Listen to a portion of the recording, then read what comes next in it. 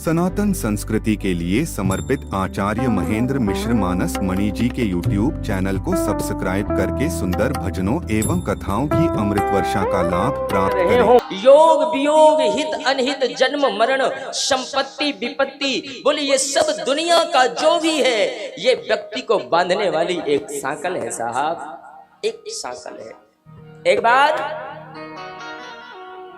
जो आज मिला है ना, जहां नेम प्लेट है कल किसी और की लगेगी।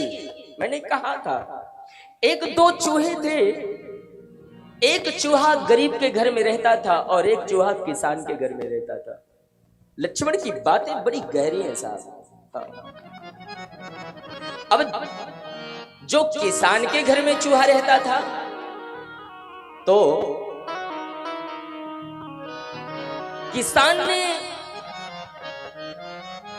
अपने घर में जहां पर वो अपना अनाज रखता है, हमारे गांव की परंपरा है कि जब फसल आती है ना तो किसान लोग घर में मिट्टी का,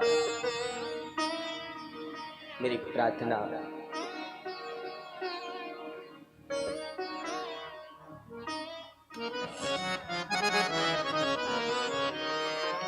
जैसे ही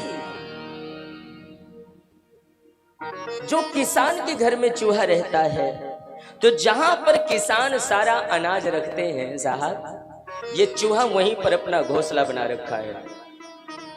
जितनी मर्जी होती है उतना खाता है, अनाज के बीच में है, जितनी मर्जी होवे। और आप देखेंगे घर में रहने वाले चूहे कमजोर होते हैं, लेकिन जो खेतों में चूहा रहते हैं वो बड़े हैवी होते हैं साहब,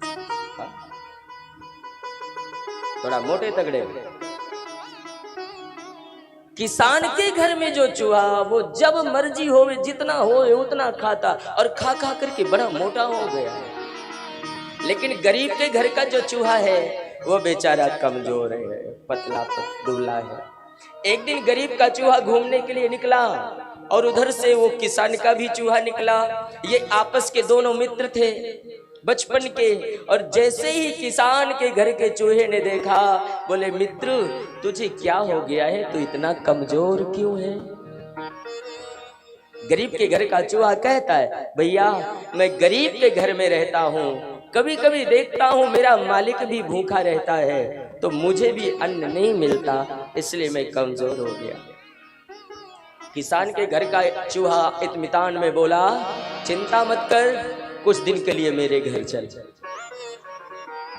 जितना मर्जी हो खाना। और वो लेकर के आया। अब घोंसला एक है, उसी घोंसले में दोनों प्रवेश कर गए।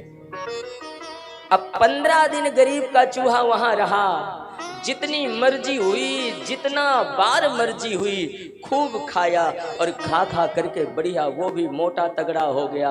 और 15 दिन के बाद कहता है अब मुझे मेरे वतन की याद आ रही है, अब मैं अपने घर जाऊंगा। उसका मित्र कहता है 1-2 दिन और रुक। बोले नहीं नहीं अब आज ही जाऊंगा। बोले जाना है तो जा। और जब ये चलने लगा तो साहब जब ये घोंसले में प्रवेश किया था तो पतला था, लेकिन जब निकल रहा है तो मोटा हो गया। अब निकल ही नहीं पा रहा, हा? अब निकल ही नहीं पा रहा। मित्र से कहता मैं कैसे जाऊं, जब आया था तो पतला था, इस बिल में प्रवेश कर गया, लेकिन अब बाहर कैसे निकलूं, इतना मोटा हो गया हूं।